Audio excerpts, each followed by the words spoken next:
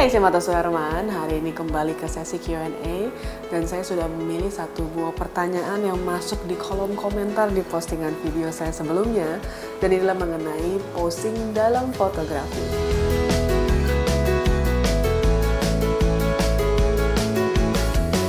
Makasih banyak buat teman-teman semua yang selalu support channel ini. Aku banyak banget dapet feedback dari kolom komentar, dari email ya. Buat teman-teman di sini yang suka kirim email ke matasuherman@gmail.com, biasanya aku juga buatkan video-video untuk menjawab pertanyaan-pertanyaan atau foto-foto yang ingin dibedah. Nah, kebetulan kali ini aku coba cek dari kolom-kolom komentar dan kebetulan ada satu pertanyaan yang aku ingin jawab. Dan ini adalah pertanyaan dari Kotiba Fandi 2864. Mbak Marta sesekali membahas macam-macam pose dong, baik individu maupun kelompok. Nah, sebelum saya menjawab pertanyaan itu, saya ingin mengucapkan makasih banyak buat teman-teman semua dan juga buat teman-teman yang baru aja ketemu channel ini dan belum di-subscribe, jangan lupa di-subscribe sekarang karena setiap minggunya saya membahas tentang fotografi dan beragam industri kreatif lainnya. Dan juga buat teman-teman di sini yang mungkin menanyakan apakah bisa memanggil saya untuk kebutuhan kampus, perusahaan, ataupun komunitas, teman-teman bisa langsung kontak ke nomor di bawah ini, nanti akan dibantu oleh administrasi saya. Dan juga buat teman-teman di sini yang membutuhkan jasa marketing, branding, dan juga ide-ide kreatif lainnya untuk pekerjaan kalian, teman-teman bisa langsung kontak ke nomor di bawah ini, nanti akan dibantu oleh administrasi saya. Nah, di sini kalau kita bicara fotografi, terutama kalau teman-teman motret talent ya, udah pasti banget ya sering ditanya kayak gimana caranya ya buat ngedirect seseorang supaya bisa nampak lebih cantik, lebih kurus, lebih natural gitu ya. Nah, di sini sebenarnya permasalahan klasik yang dialami oleh banyak teman-teman fotografer, terutama yang baru belajar foto, terutama foto talent, adalah bingung bagaimana caranya ngedirect model yang kita mau foto, baik apakah itu model ataupun talent yang orang biasa gitu ya. Artinya mereka bukan berprofesi sebagai model. Nah, di sini mungkin aku akan share beberapa tips buat teman-teman sekalian. Mudah-mudahan bisa menjadi satu ide nanti setelah nonton video ini, mungkin ingin latihan gitu ya.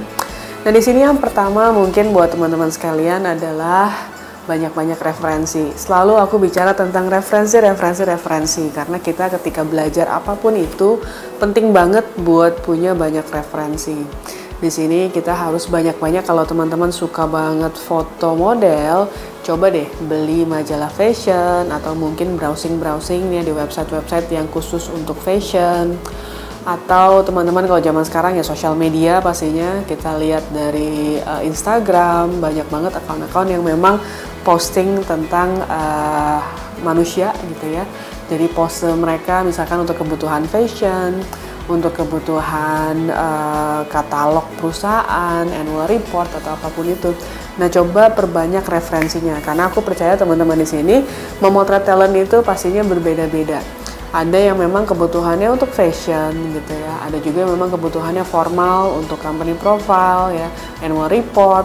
Itu pasti gaya atau posenya pasti berbeda-beda. Jadi harus tahu juga nih kalau misalkan teman-teman memotret di sini untuk annual report yang memang sifatnya lebih formal, pasti otomatis posenya juga akan jauh lebih formal dibandingkan teman-teman memotret sebuah foto untuk kebutuhan fashion. Nah, kemudian di sini kalau tadi ditanya ada kebutuhan untuk individu ataupun kelompok ya.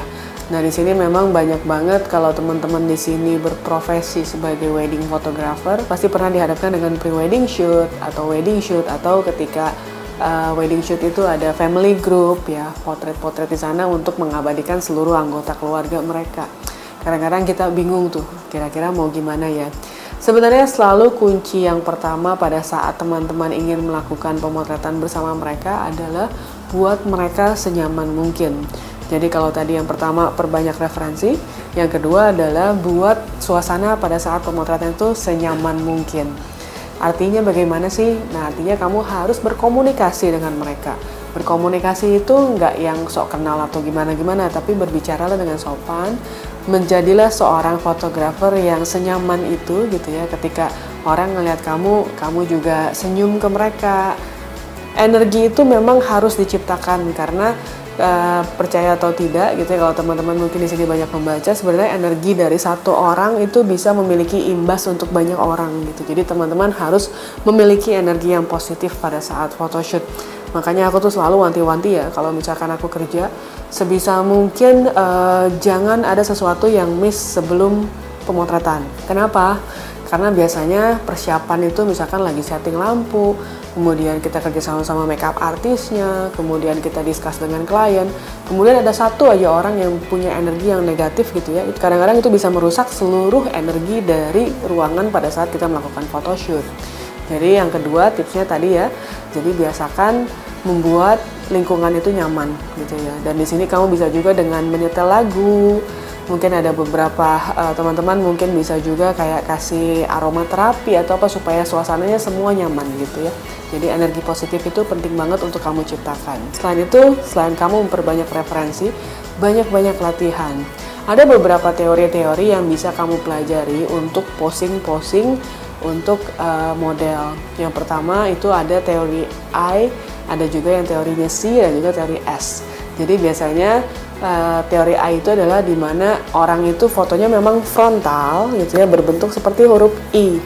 Itu sebenarnya banyak orang yang bilang, oh nggak bagus tuh fotonya frontal kayak gitu. Itu pada saat kita memotret seorang direktur gitu ya, kita harus memotret memang seformal itu. Jadi tidak ada pose yang salah. Hanya saja mungkin penempatannya harus sesuai dengan kebutuhannya dan juga sesuai dengan klien yang inginkan seperti apa gitu ya. Kemudian ada pose yang C. C itulah pose di mana badannya itu berbentuk seperti mirip huruf C. Dan yang terakhir ada juga huruf S gitu ya. Jadi badan, posisi tangan, posisi kaki itu bisa membentuk seperti huruf S. Nah ini mungkin teori yang simpel yang teman-teman bisa pelajari dan mungkin teman-teman bisa praktekkan juga. Nah sebenarnya kalau misalnya aku ambil satu buah photoshoot ya, biasanya kita bikin supaya agak lebih ngeflow. Memang biasanya kita mulai dari satu step yang paling baku dulu. Yang pertama yang sangat mandatory. Jadi misalkan pertama madepnya depan dulu gitu ya. Terus kemudian biasanya aku minta miring kiri, miring kanan gitu ya. Nah di sini setelah posisi badan yang lurus kemudian miring kiri, miring kanan, baru kamu coba bereksplorasi dengan tangannya itu sendiri. Jadi di sini teman-teman penting banget untuk bisa menyesuaikan, karena biasanya orang yang kita foto, apalagi kalau orang-orang yang kita foto adalah bukan berprofesi model gitu ya, mereka kadang-kadang malu-malu dan juga mereka kadang merasa tidak nyaman. Jadi di sini teman-teman coba explore seperti itu, kiri kanan, kemudian tangannya seperti apa teman-teman coba direct. Jadi artinya teman-teman juga mempraktekkan pada saat teman-teman memotret. Misalnya teman-teman, oh posisi tangannya tolong dimasukkan ke dalam satu kantong tertentu. Kemudian teman-teman coba posisikan tangan kamu masuk ke dalam kantong. Atau oh dilipat gitu ya, dilipat. Nah teman-teman coba praktekkan ngelipat tangan tuh seperti apa. Nah teman-teman kadang ada orang-orang tertentu yang memang tidak biasa melipat tangan gitu ya. Nah di sini juga teman-teman harus tahu, ini mungkin sedikit fisik gitu ya. Ada orang yang memang badannya mungkin cukup besar, cukup gemuk gitu ya. Itu ada beberapa pose yang mungkin sulit. Mereka kalau badannya itu terlalu besar, suruh lipat tangan juga itu nggak nyaman gitu ya. Tapi ada beberapa mungkin yang kurus atau gimana, mungkin ketika lipat tangan dia nyaman-nyaman aja. Lalu juga di sini ada kalanya kita juga harus ngelihat shaping badan dia. Kalau misalkan ada beberapa yang aku pernah foto itu badannya mungkin agak bulat gitu ya, agak bulat, agak gemuk, tidak ada pinggangnya. Mungkin teman-teman bisa meletakkan tangannya itu agak sedikit menyiku gitu ya, supaya pinggangnya itu agak lebih ke samar gitu ya. Biasanya kalau aku berhadapan dengan yang badannya tidak terlalu slim, memang harus sedikit diakalin, jadi harus agak miring kiri, miring kanan, kemudian tangan juga agak sedikit ditekuk gitu ya. Atau kadang-kadang juga posisi tangannya suka ditaruh di depan begini supaya tujuannya menyamarkan bagian pinggang gitu. Nah, kemudian selain posisi badan seperti itu, kalau teman-teman berdiri, ada satu hal juga yang mungkin aku takut lupa aku sampaikan adalah mengenai angle wajah. Ada beberapa orang yang memang mengenali bahwa badannya itu atau wajahnya itu memiliki angle terbaik dia, terutama wajah ya. Jadi misalkan, oh bagian kananku itu kalau difoto lebih kelihatan gemuk karena rahangku mungkin lebih tinggi atau apa gitu. Atau bagian kiriku itu nggak oke nih gitu. Nah, teman-teman harus pelajari biasanya tuh kalau teman-teman udah motret kiri kanan, nah akan kelihatan angle mana mereka akan nampak lebih cantik atau lebih tampan. Itu biasanya penting banget buat teman-teman membantu mencari tahu, terutama bagi orang-orang yang tidak mengetahui best angle-nya mereka di mana. Jadi biasanya kalau udah tahu angle-nya kiri, pasti dia mintanya kiri terus ya. Jadi kalau misalnya suka kanan ya udah kanan terus. Nah itu penting banget untuk bagian wajah. Nah kemudian bagian badan seperti tadi, bagian kaki biasanya tuh aku jarang banget minta pose yang bener-bener lempeng banget, lurus berhadapan gitu ya. Jadi kakinya rata banget itu enggak. Biasanya aku minta agak dibuka sedikit. Tujuannya agar lebih dinamis, karena kalau enggak dia kaku juga. Jadi biasanya agak dibuka sedikit. Atau kadang-kadang kakinya itu berbentuk seperti 45 derajat. Jadi satu ke kiri, satu ke kanan, dia akan membentuk seperti siku gitu.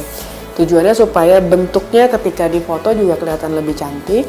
Dan juga biasanya aku nanya dulu, Bapak nyaman nggak atau Ibu nyaman nggak kalau misalkan posenya seperti ini. Kalau dia tidak nyaman, artinya aku harus mengganti pose lain yang paling nyaman buat mereka.